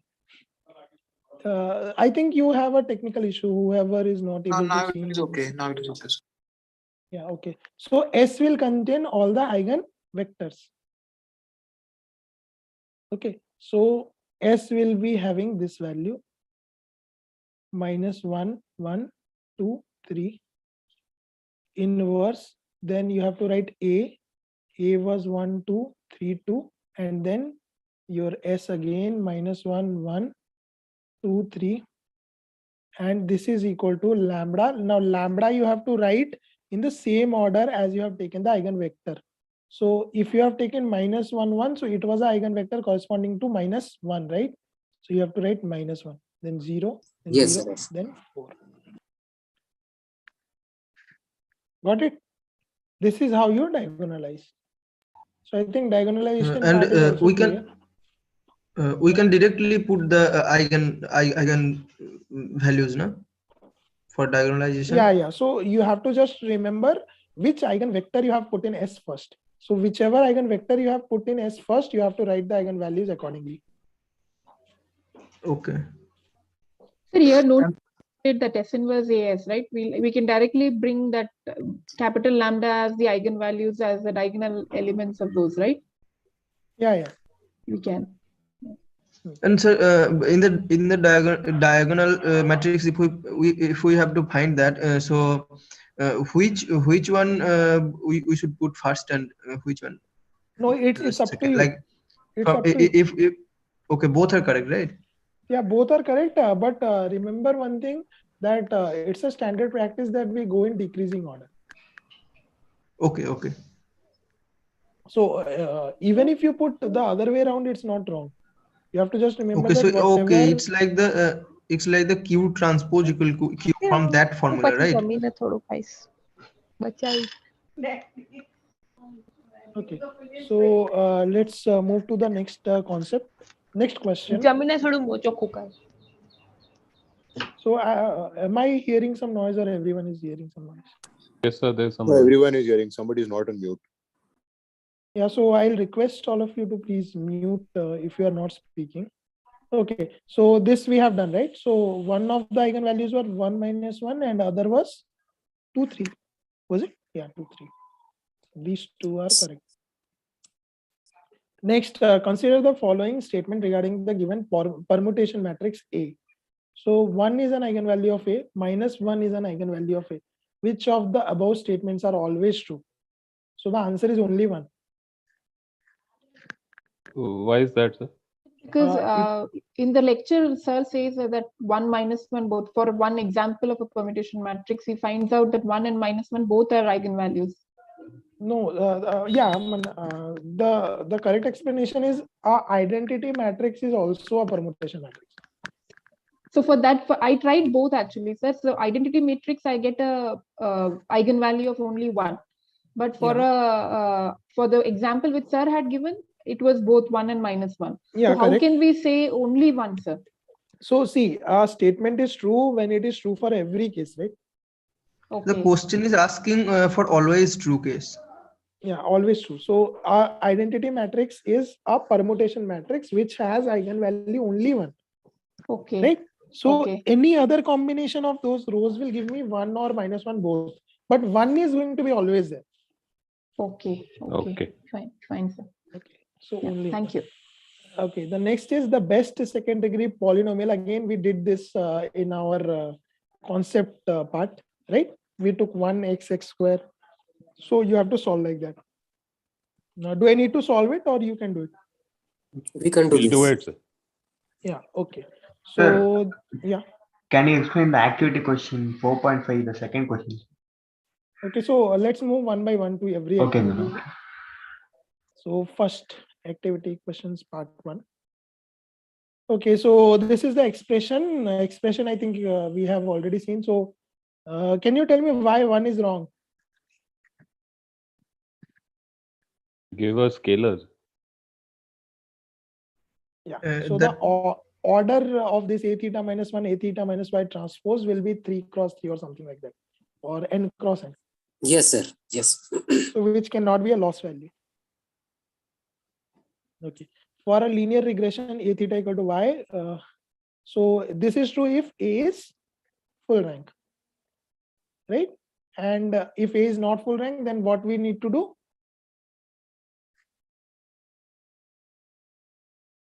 Add lambda A. Yeah. So if A is not full rank, then we do regularization.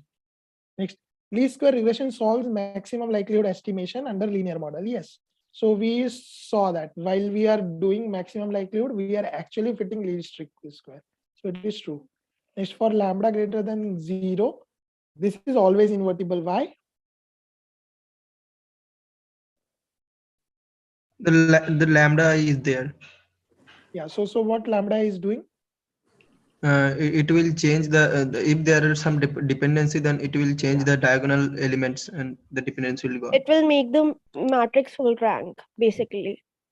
Yeah. So The if columns will dependency become is gone, independent, sir. yeah, if dependency is gone, it will automatically become full rank. So real concept is the dependency is gone. Next, if an eigenvalue of a matrix is 0, then its corresponding eigenvector belongs to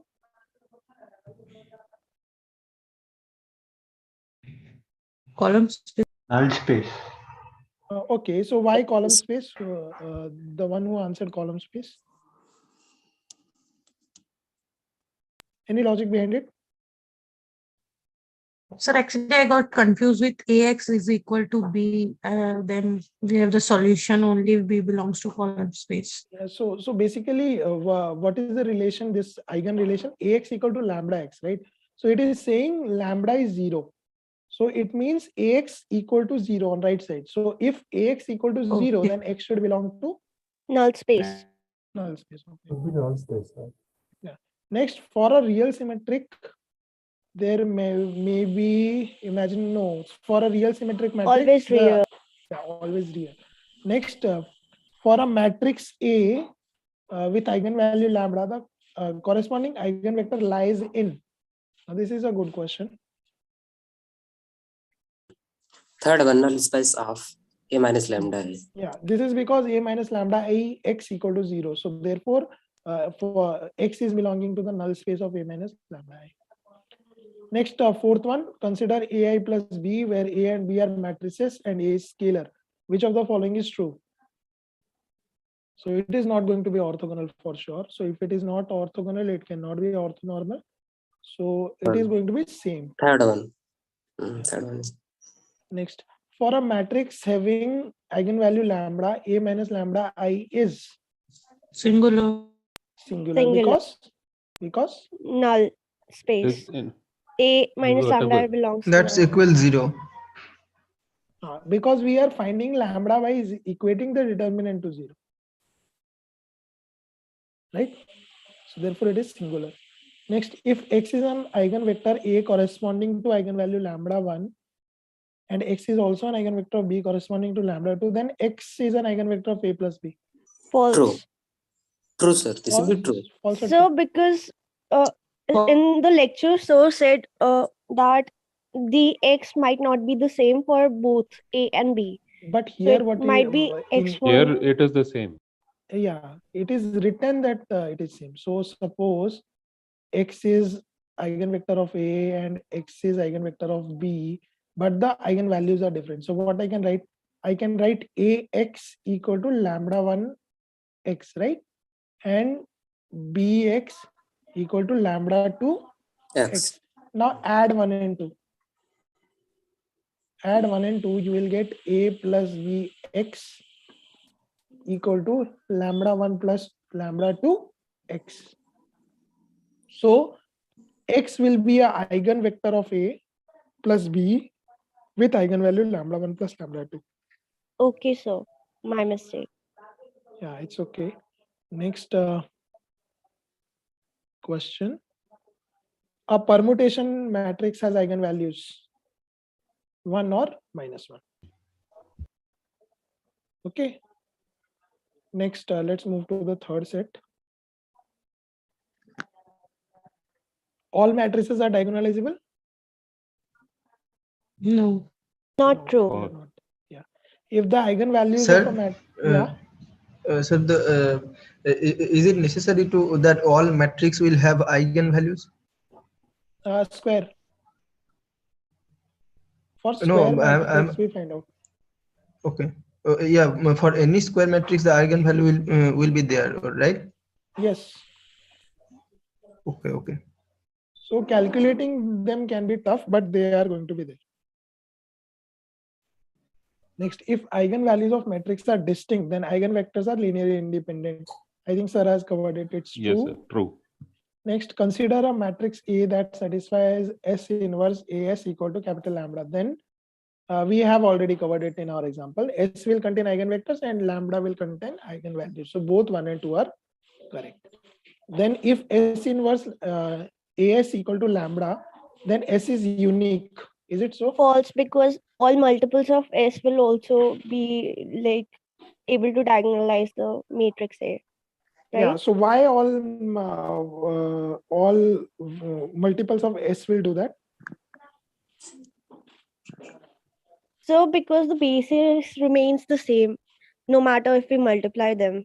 Basically, S comprises of eigenvectors, right? Eigenvectors, Now, so eigenvectors, when we multiply with a scalar, they are also eigenvectors. So sir, for a given eigenvalue, there are infinite number of eigenvectors. Yes, correct. So this is the reason this is not unique. Yeah. S will be unique. Yes. So you take any eigenvector, according to that, S will change. Okay. Next, if S inverse A is equal to capital lambda, then which of the following is true? Second one. Yeah, second one. Why this happens? Sir has derived it, right? Derived, Yes, sir. yes. Yes. Derivation. Yes. Next, 4.4. Let's move to 4.4. Okay, so again, these are memory-based questions. If you remember it, you can answer it. If you go through the video, the sir has found it out, right? Yes, sir. So I think it should be 1 in first case. Yeah. And 1 in second too. Right. Yeah. So you can calculate it by a minus lambda I equal to 0 determinant. By that you can find lambda, and then ax lambda x you will find this. Next activity question 4.5. Okay. So somebody had doubt in this, right? First is simple definition. Matrix P is orthogonal if. So what is the definition of orthogonality? P transpose is equal to I. Yeah. So P transpose should be P inverse, right? Yes. So this is correct. So in second question, somebody had doubt. Yes, sir, I had. Yes, sir. I also. So suppose that A and P are I have asked this question in discourse and. Yeah. So sorry, I could not get time to be on. No, sir. Other peers have answered that correctly. Yeah. So for some reasons, I'm not able to be active on discourse. So Okay. let me do it here. Yes, sir. So can you help me with that expression? P inverse AP is equal to what? 2 1 0 3. 2 1 row wise and 0 2 1 0 3. 0 3. So this is what is given, right? And what is asked? lambda of Eigenvalues, A, right? Okay. Okay. So little bit of manipulation is required. Now, let me call this matrix as B. Okay. So can I write this? P inverse AP equal to B. Correct? So I can write AP equal to PB, or I can write A equal to PB, P inverse. Right. Nothing wrong up to here, right? Yes. Yeah, okay. Now, okay. Suppose I call P equal to Q inverse. If I say P is equal to Q inverse, can I take this P equal to Q inverse, right? I can have a matrix Q whose inverse is P. Yes. Yeah. Right. Yeah. So can I write like this? A equal to Q inverse B, Q inverse C inverse. Yes, sir. Or I can write A equal to Q inverse B Q. Now Yes. compare it with Yeah. lambda equal to S inverse AS. Okay. Correct? So whatever are the eigenvalues of A are eigenvalues of lambda. Is it not? So basically in this question, your A is the diagonal matrix. And B is the normal matrix. Got this point, lambda is equal to AS inverse AS. So here lambda is the eigenvalue of this A. Yeah. So how we are applying it here? So we are applying it here by we have found A equal to Q inverse BQ, right? So it simply means we have diagonalized B to get A. To get okay, A. yeah. Or not? So if B had eigenvalues lambda, then A will also have eigenvalues. Yeah, okay, got it. Lambda. Correct? Yeah. So the eigenvalues of B are 2, 3. So same eigenvalues will be A will be having 2, 3. Correct? So I think I cleared doubt, or any other doubt in this? Clear. Sir, is it given that B have eigenvalue as 2, 3, or we will find it? So we can find it, right? See, Yeah, for okay. For a given, how I came to know it's 2, 3. It's because for a given triangular matrix, this principal diagonal is always eigenvalue. Okay. So you can find it using this A minus lambda I equal to 0. So see, there also you'll find 2, 3 is the eigenvalue. But for shortcut, you can remember for a triangular matrix, principal diagonal are the eigenvalues. Okay, sir, got it. So it was also given that the trace of the, which is the diagonal items, are the eigenvalues. Trace is the sum of diagonal elements. Sum, okay. Yeah, but I can use that also to get the. So it'll be 2 and 3 only, because they'll be the diagonal.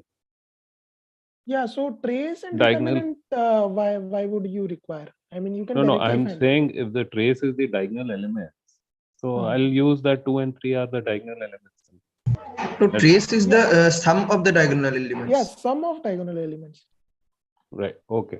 Right. And determinant is the product of diagonal elements. Right. Okay. So the diagonal formula is applicable for upper triangular and lower triangular matrix both, right? Both. Okay, so you can so let's verify this if you are having issue. Suppose we have 2, 2, 0, 3. Now if you this is A, if you want to find its eigenvalues, I am saying it will be 2, 3. Why it will be 2, 3? Because it's upper triangular. Okay, so let's do it. A minus lambda I, determinant equal to 0. So if we do this, it will be 2, 2, 0, 3 minus lambda 1, 0, 0, 1. So it will be 2 minus lambda 2 0 3 minus lambda determinant equal to 0, or it will be 2 minus lambda 3 minus lambda minus 0 equal to 0. So we are getting 2 minus lambda 3 minus lambda equal to 0, or lambda equal to 2 3.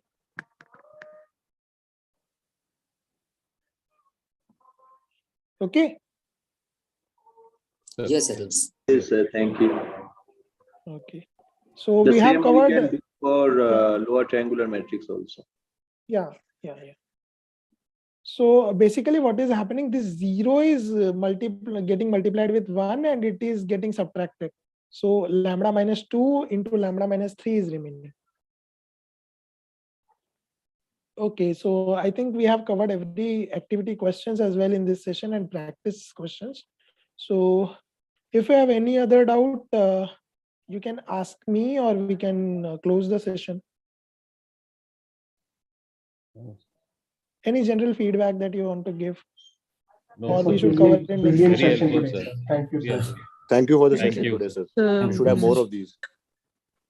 Yeah, okay. Sir, can you please go to the previous week graded assignment question? Week 3? Yeah.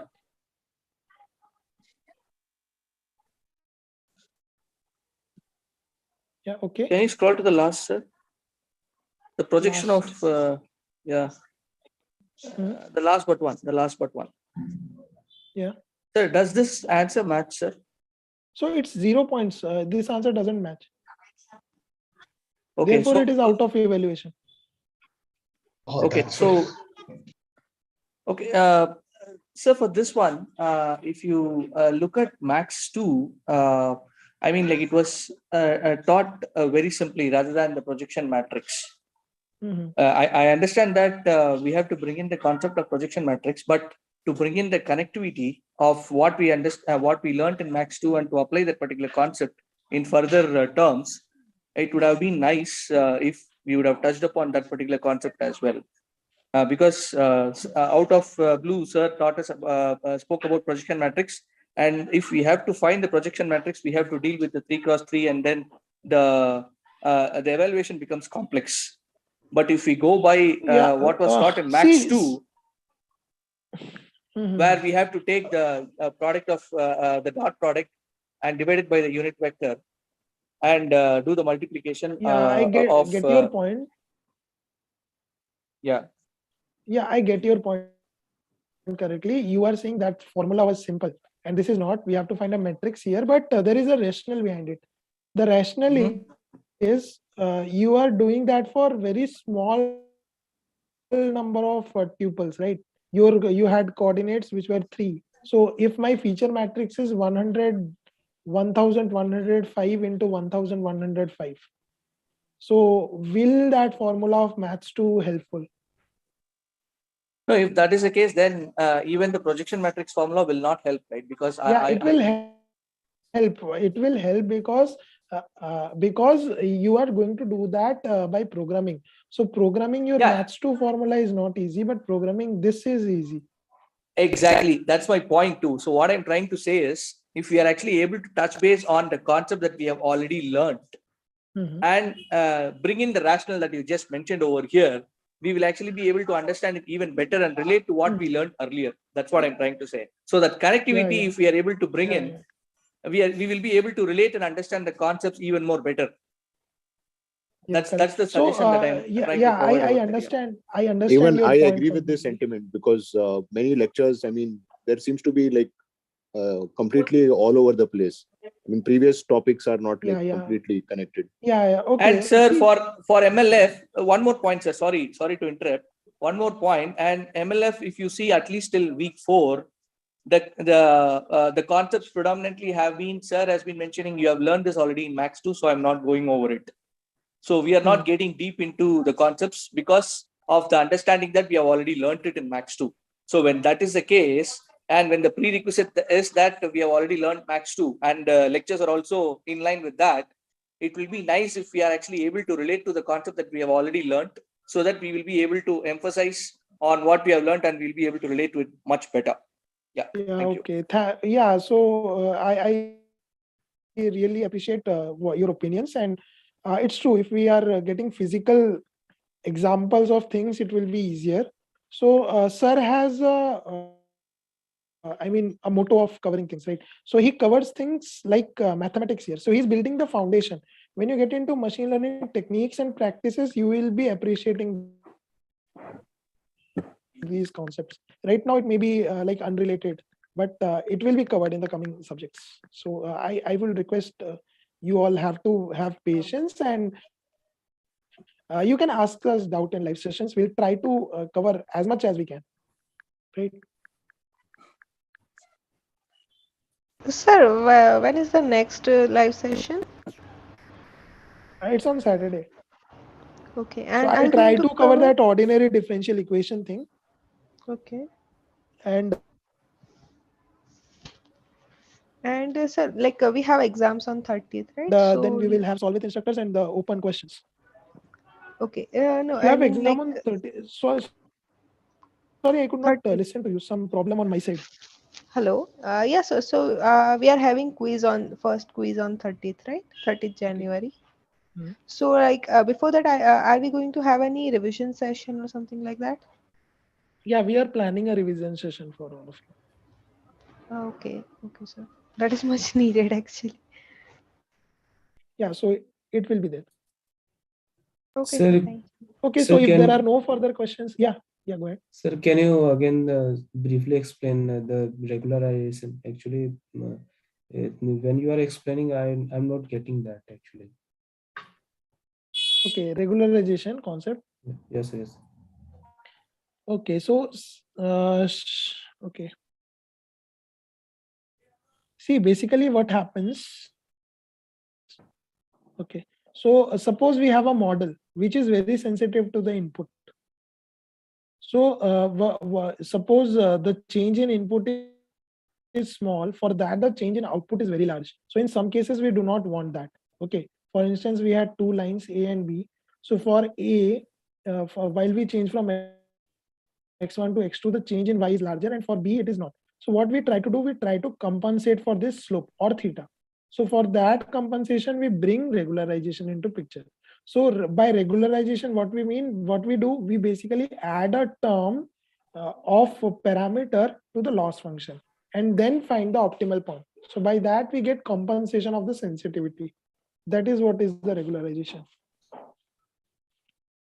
Sir, in the lectures, Professor did something else, I think, because they find the minimum of xi transpose theta minus yi, and Yeah, so that is the loss function, right? yeah, and So after that, in regularization, that said the lambda mode of theta square is the regularization term. Yeah, so but basically, see what is happening. This is the loss function a theta minus y transpose a theta minus y. This is in matrix form, right? So in normal form, what you write, use sum over all errors, right? So this is the predicted value and this is the actual value. Predicted minus actual whole square. You are doing that, right? For finding loss. Now, how do you find thetas? For thetas, you want to minimize this loss, right? So you are minimizing this loss to find theta, correct? Now, suppose this is the term and with this you are finding theta. So it will give me some value, some theta equal to theta naught, theta 1, theta 2, whatever. Okay. Now, suppose you are adding an extra term. You are adding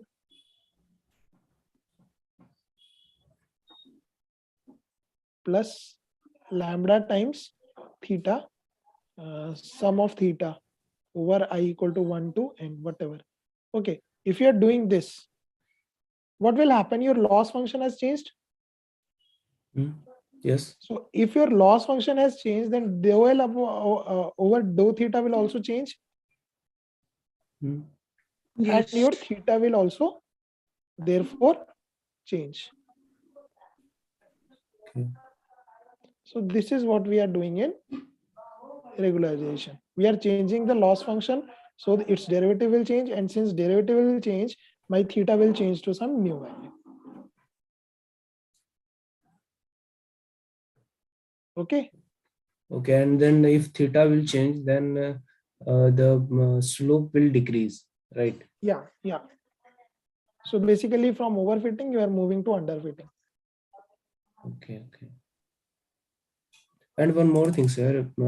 In the lecture 1, sir, professor solved the equation and gave us a exponential form. Lecture 1, sir has what?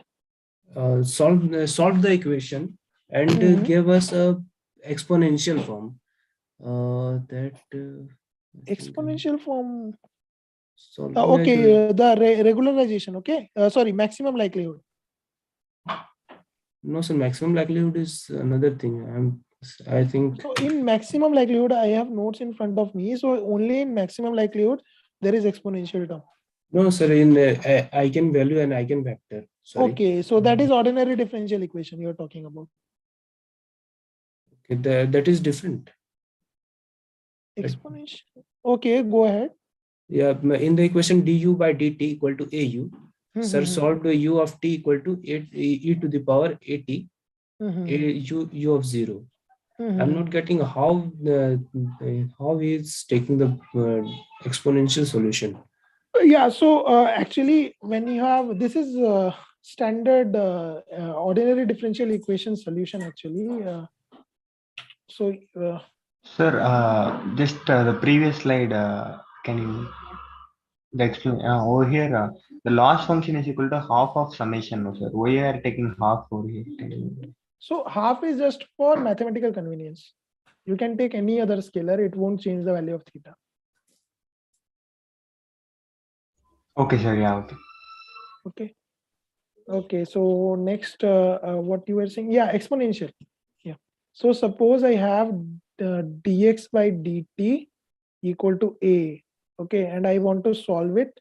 So see what happens in ordinary differential case. The standard solution is like this: e x1 t plus c2 e raised to x2 t plus so and so. It's a standard formula. So I'll cover this in Saturday's session.